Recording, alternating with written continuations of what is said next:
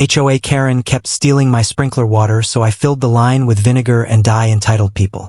Before we dive into the story, drop a comment and let us know where you're watching from. And if you're enjoying this kind of content, don't forget to hit that subscribe button. I used to think the worst thing that could happen in our peaceful little neighborhood was getting a misplaced HOA letter or hearing the neighbor's dog bark all night. That was before I found out my garden was dying, because the HOA president was literally stealing my irrigation water. I'm a retired irrigation engineer with 30 years of experience designing smart water systems for farms across the West. When I moved to Emerald Glen to enjoy my retirement, I had a simple dream: grow my own vegetables, care for a modest flower garden, and live quietly beneath the cherry blossom tree on my porch. But by early June, I noticed something strange. My lawn and garden were withering, even though my smart irrigation system, one I designed myself, was running on schedule. The grass turned yellow, my daisies wilted, and the tomato plants shriveled like they'd been left in the sun too long. Meanwhile, right across my white fence, Karen Mathers, the infamous HOA president, had a rose garden that looked like it belonged on the cover of a landscaping magazine. Her imported roses glistened with dew, her leaves lush and green as if kissed by mountain fog. I wasn't jealous, I was suspicious. I knew the community's water infrastructure couldn't support a miracle garden without someone bending the rules. The first clue, and the hidden hose. I checked everything, no leaks, no faulty timers. But something was off. I installed a secondary pressure gauge and set up a discrete motion-triggered camera by my control box. 3 days passed, nothing. But on the fourth morning, at exactly 5:57 a.m., the motion alert buzzed on my phone. I reviewed the footage. There she was, Karen, in beige sweats, hair in a tight bun, casually strolling down the side of my property like it was hers. She knelt, attached a splitter to my irrigation line, snaked a hidden hose under the fence, and walked off like it was just another morning stretch. I sat there stunned. Karen Mathers, the same woman who fined me $100 for planting lavender too close to the sidewalk, was stealing my water. The confrontation in the shade. I didn't blow up. Instead, I printed out the photos, screenshots, and water pressure logs. Then, like a good neighbor, I brought over some pumpkin bread. Karen greeted me with that classic tight-lipped smile of hers. Half pleasant, half condescending. "Oh, how kind of you to stop by. I assumed you were busy checking on your fancy irrigation system," she said. I smiled. "Funny you mention it. That's how I found out you're using it." She froze. I don't know what you mean." I laid the photos on her patio table. Her connecting the hose, the hidden line, the dip in water pressure. She stared at them. Then calmly, she said, "I assumed it was a shared line. And in times of drought, sharing is community responsibility." I raised an eyebrow. "Then why not ask before connecting to someone else's system?" Her smile faltered. "Recording neighbors without consent? That's a violation. I'll be reporting this." I stood up. "Do that. But remember, you took my water. I have the proof. And this HOA isn't your kingdom." The community meeting explosion. That Saturday evening, I requested time at the monthly HOA meeting. The room went quiet as I played the 45-second video. People gasped. One neighbor whispered, "Oh my God!" Karen, seated up front, turned pale. But she stood and delivered a performance worthy of a courtroom drama. I acted out of necessity. My garden was at risk of dying. I only took a little. I never meant to cause harm. I raised my water bill, twice the usual amount, and a soil report showing my garden's moisture was nearly depleted. An elderly gentleman stood up. They fined me $75 for leaving a rake outside. But the president can steal water and we pretend it's okay. The room erupted. Exposure and fallout. Under mounting pressure, the board voted to suspend Karen's HOA presidency pending investigation. She stopped attending meetings, but I knew she wasn't finished. I upgraded my system with pressure sensors and leak detection. Sure enough, a week later, a new, better concealed hose line appeared, hidden under decorative stones. But my system caught it instantly. Karen tried a PR stunt, distributing flyers promoting water sharing for unity. But no one bought it. Someone called the municipal water department. Inspectors came out and concluded she had violated safety codes and posed a contamination risk to groundwater. A final word and a garden reborn. At the next community meeting, I spoke briefly. Water, like trust, once stolen, isn't easily restored. I don't want revenge. I just want us to understand. HOA power doesn't mean impunity, and fences don't just protect land. They should protect respect. Karen vanished from public view. Her roses wilted. My garden flourished. And just beside the newly repaired fence, I placed a small wooden sign. Water may belong to the earth, but kindness belongs to us, and stolen water never grows honest flowers. The wall and the suspicious silence. The story should have ended there. Karen should have quietly stepped back, allowing the HOA to finally breathe after months of chaos. But silence, when it came from Karen, was never a good sign. It was the calm of someone plotting. 2 weeks after that fateful meeting, the main character, still tending his garden and fine-tuning his irrigation system, noticed something off. The sealed auxiliary water line had been tampered with. The lock had been replaced with a shady-looking connector, cleverly disguised to look like part of the original system. But he was the designer, and he knew exactly what he was looking at. A DIY job.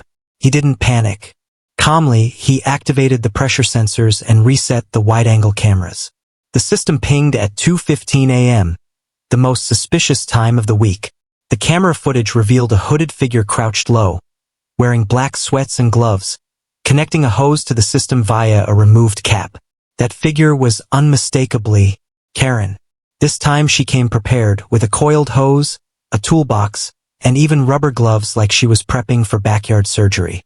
The new connection led straight to the community park plot, the one where Karen once pitched the idea of a peace garden for neighborhood unity. The next day, the main character didn't raise hell. He simply posted a calm notice on the community bulletin board. Notice: unauthorized high-flow irrigation connections may cause pump damage or contaminate the shared water supply. Any unapproved modifications will be reported to the city. 3 days later, an inspector from the Department of Environmental Resources showed up. The conclusion: Karen had violated municipal water safety codes, posing a risk of system-wide damage had it gone unnoticed. This time, it wasn't just the HOA that issued a warning. The city fined her directly. Karen received the citation while watering a newly replanted rose bush, its petals sparse, with a faint tinge of purple still clinging from the last incident. She looked up and met the gaze of the main character, who stood on his porch with a glass of tea in hand. He gave her a slight nod. No words were exchanged. The water war was over. But the lesson about boundaries? That would last forever. The vote that ended her reign.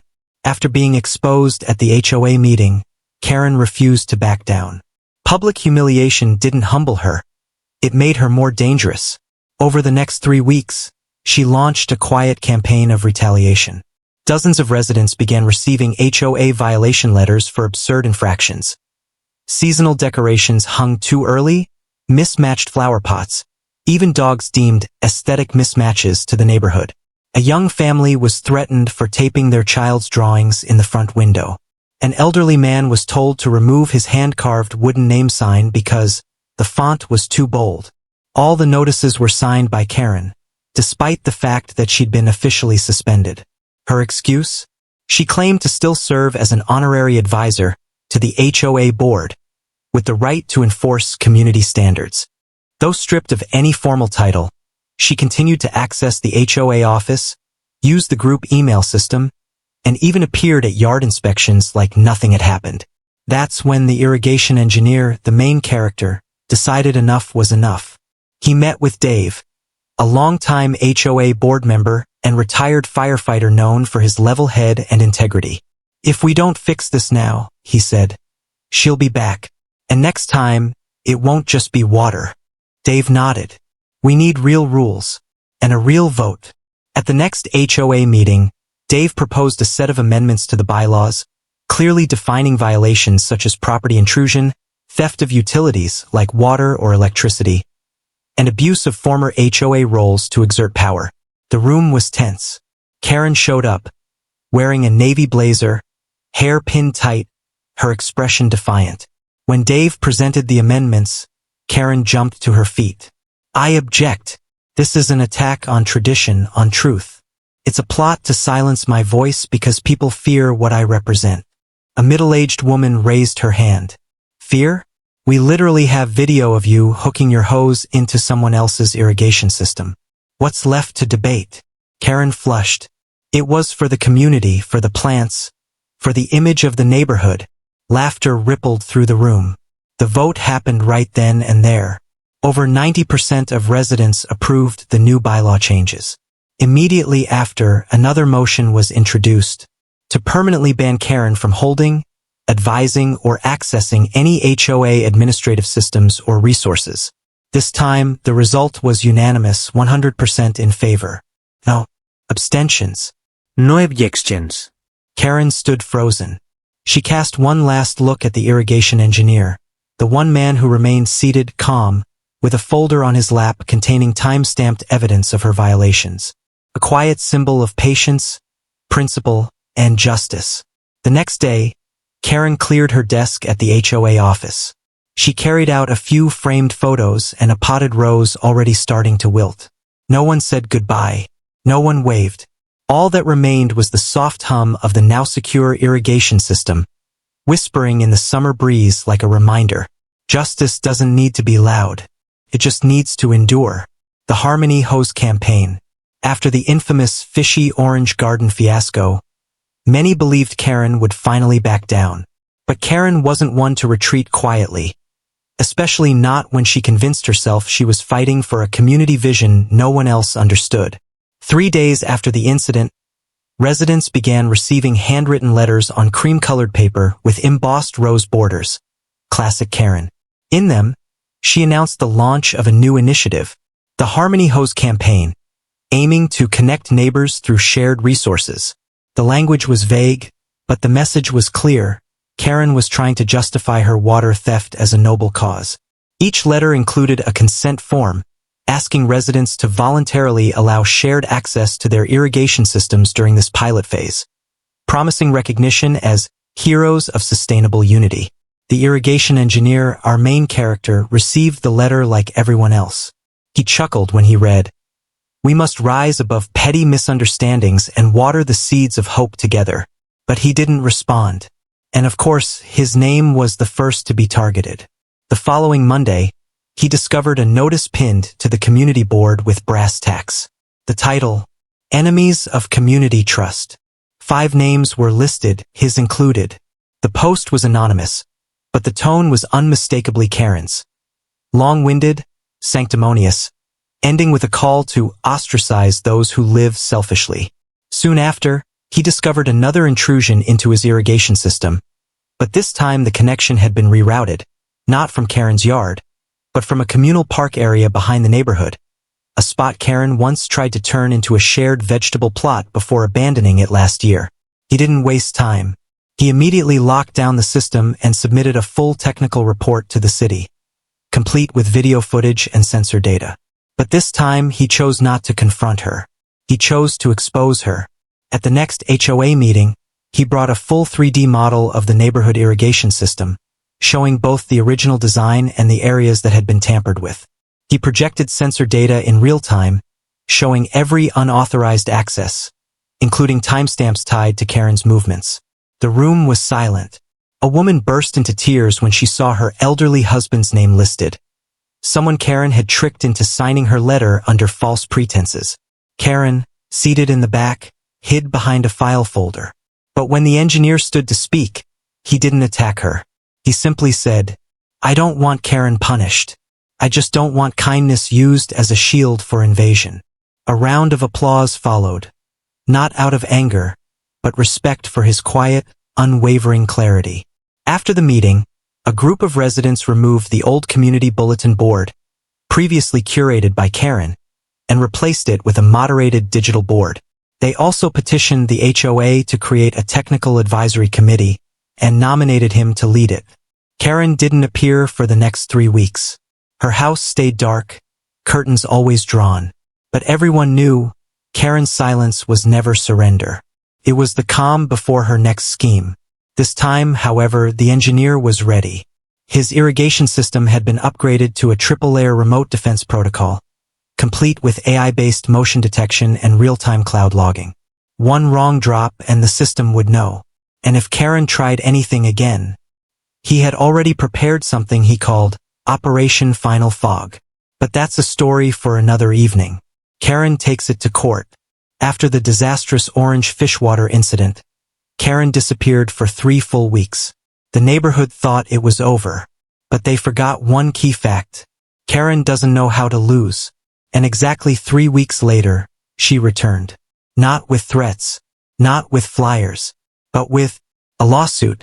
The irrigation engineer, our main character, received a summons from County Civil Court. The plaintiff, Karen Mathers.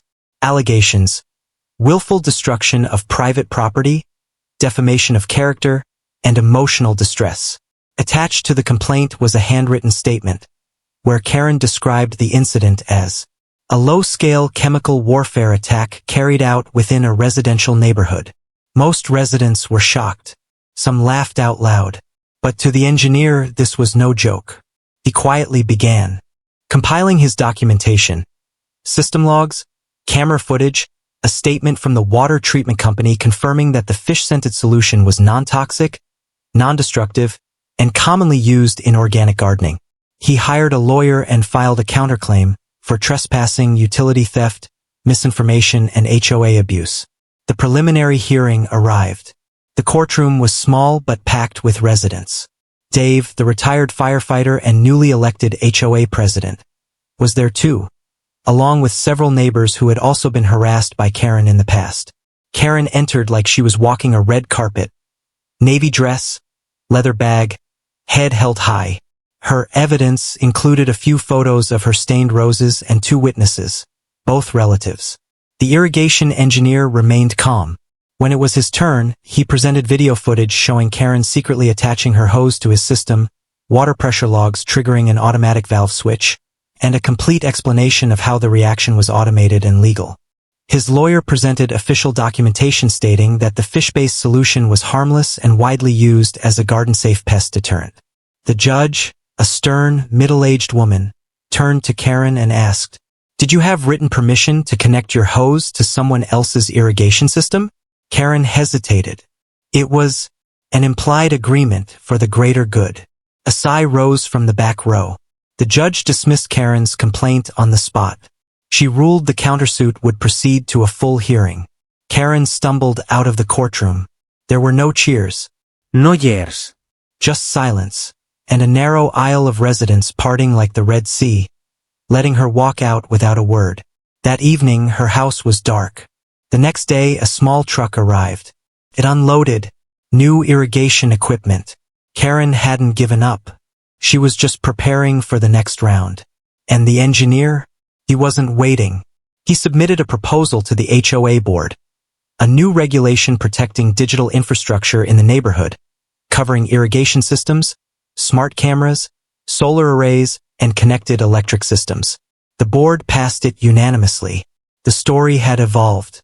No longer just a petty neighborhood feud, it had become a quiet revolution, where technology met justice, and Karen unwittingly had triggered it.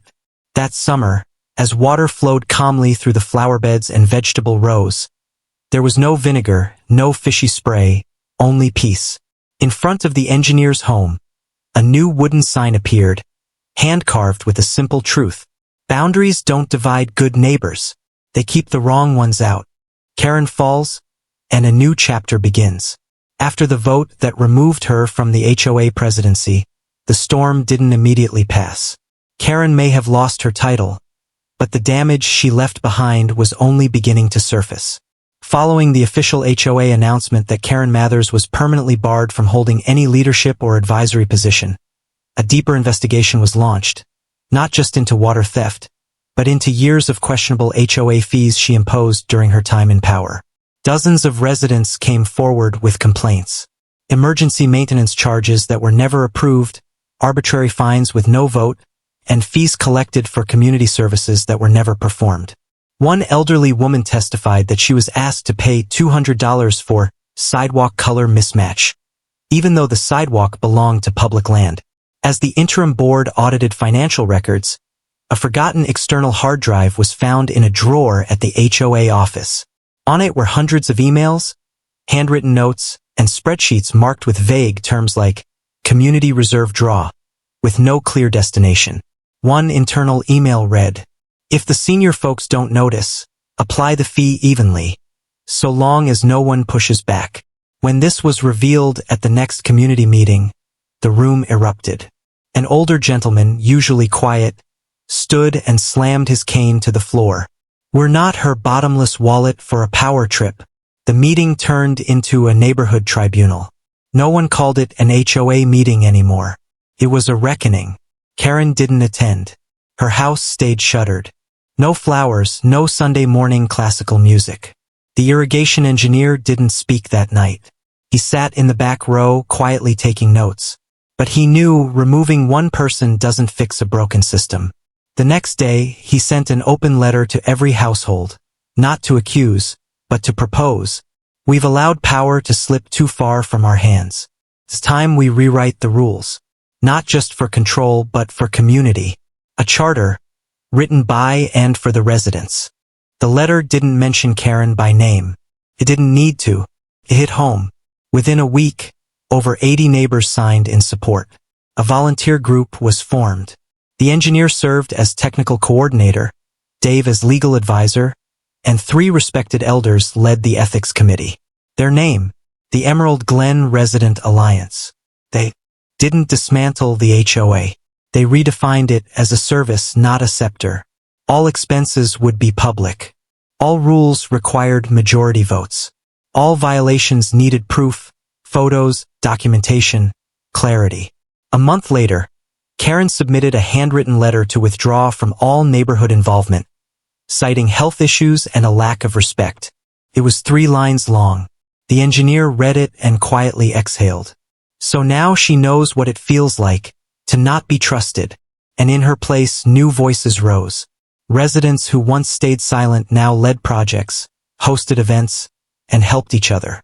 Under the shade of his porch, the engineer adjusted his irrigation system, not for retaliation, but to schedule the new season's bloom. On his wooden fence, a small metal plaque now hangs, engraved with, "Rules only matter when good people protect them, together." On the morning Karen moved out, no one came to see her off.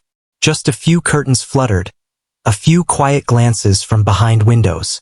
The moving truck rolled slowly down the street, filled with wilted potted plants, heavily sprayed furniture, and one unmistakable item, a coiled garden hose still stained purple.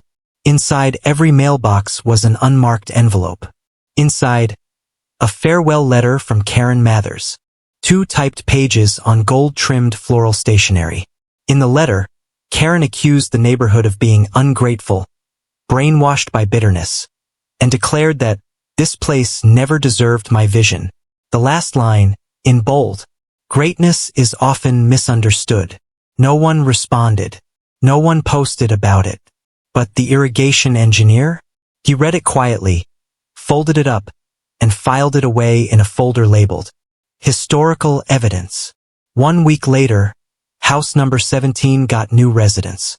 A young couple in their 30s, twin daughters, and a Labrador named Buster.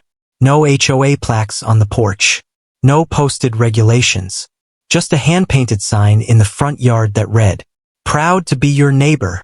Felt like the neighborhood exhaled. The previously reserved residents started walking in the evenings again. Dogs were walked, small talk returned. Kids played in the cul-de-sac without fear of surveillance. The elderly woman once fined for overgrown herbs now had a full lavender garden, and no one said a word. At the first meeting of the newly formed Emerald Glen Resident Alliance, no one mentioned Karen. No one needed to. A new chapter had begun. The irrigation engineer didn't bring a USB or camera footage this time. He simply stood and presented a proposal. A memory garden to be planted in the same public patch Karen once tried to dominate with HOA control. The idea was simple. Every household could contribute a plant, along with a tag showing the name of the contributor and a short memory. No design rules. No aesthetic guidelines. No penalties for color clashes. Just memories. The proposal passed with warm applause. Then an elderly man slowly rose and said, "And if someone asks why there are no roses, tell them we tried." But they didn't want to share space with anything else. The room burst into gentle laughter. Not bitter. Just honest, a recognition that the past didn't need to be erased. It just needed to be put in its proper place. And on the engineer's porch, that small metal sign still hangs, gleaming in the afternoon sun. Rules only matter when good people protect them, together. Peace, a garden, and a humble reminder. It was an early autumn morning, sunlight soft, dew shimmering on the leaves. The irrigation engineer stood on his porch, hot coffee in hand, watching the sprinkler system hum to life. Each arc of water swept gently across the garden, moving like a silent dance of justice. The neighbor's Labrador, Buster, waddled across the yard with a stolen gardening glove in his mouth. Children's laughter rang through the air. An elderly woman tended her potted chrysanthemums. The neighborhood was calm. Not because Karen had left, but because the people had learned how to stand together. That morning he found a small package in his mailbox. No return address, just a handwritten note. A gift from someone who fought a tyrannical HOA too. Inside was a small plastic gnome holding a sign that read, "We don't dial 911, we water with justice." The tip of the gnome's hat was faintly stained purple, evidence of some HOA battle elsewhere. He chuckled, not at the joke, but at the message. The fight against abusive HOAs wasn't his alone. It was happening in neighborhoods everywhere, where kindness was policed, neighbors intimidated, and rules used as weapons instead of shields. He placed the gnome at the edge of his garden path. Each time the sprinkler activated, it caught the morning mist, glistening like a tiny sentinel, a silent reminder to protect what's right, even if it's just a hose nozzle. That afternoon, he met with the Emerald Glen Alliance. The group discussed installing benches in the memory garden, hosting an outdoor movie night, and organizing a legal self-defense class for seniors. One elder suggested the first topic: how to spot HOA overreach. The room burst into laughter, but everyone nodded. Before wrapping up the meeting, Dave, the new HOA president, stood and handed the engineer a small wooden plaque. It read, "Thank you for watering the seeds of change." He hesitated, then accepted it. But his voice, as always, was calm and steady. "I don't want to be remembered for who I stood against. I just hope people remember. Fences aren't meant to divide. They're meant to protect what matters inside." As the sun dipped low, golden light shimmered through the arcs of water. The lavender beds in his front yard swayed gently in the breeze. On the fence, the little garden gnome stood proud, odd, a little ridiculous, and completely meaningful. And though the battle had ended here, it had planted seeds elsewhere. Because wherever unchecked power rises, someone will stand. Maybe an engineer, a gardener, or simply someone who refuses to stay silent. This wasn't the end of the story. It was the beginning of something greater. In today's world, as authority and community governance continue to expand, the story of the irrigation engineer and the Emerald Glen neighborhood offers a powerful and relevant lesson. Power doesn't always come from a title. It comes from action, persistence, and, most importantly, from the unity of everyday people. We can easily relate to Karen, the HOA president who, under the guise of order and regulation, exploited her position to control, intimidate, and take advantage of the very people she was meant to serve. This dynamic doesn't just happen in suburban neighborhoods. It plays out in workplaces, clubs, even volunteer organizations. Sometimes, manipulation and overreach are hidden behind terms like policy or community standards, until someone brave enough decides to push back. The protagonist, a retired irrigation engineer, wasn't an activist or politician. He was simply a neighbor, someone who loved plants, valued structure, and deeply understood the importance of boundaries, both physical and moral. His calm demeanor, his clever countermeasures through his irrigation system, and his decision to use technology not to destroy but to protect, show us that justice doesn't always need a loud voice. Sometimes it just needs quiet resolve. And like in real life, Lasting change doesn't come from a lone hero. It comes from communities learning to listen, support, and correct course together. When the residents of Emerald Glen came together to rebuild their HOA, rewrite the rules, and plant a memory garden, they weren't just erasing the shadows of the past. They were planting something new. A space where people are respected for who they are, not how well they fit into someone else's idea of perfect. The lesson is simple yet profound. No matter who you are, a retired engineer, a teacher, a grandparent, you can make a difference. Set boundaries when needed. Observe, document, and act when the moment is right. And if you ever feel alone in standing up to a system that's overreaching, remember this.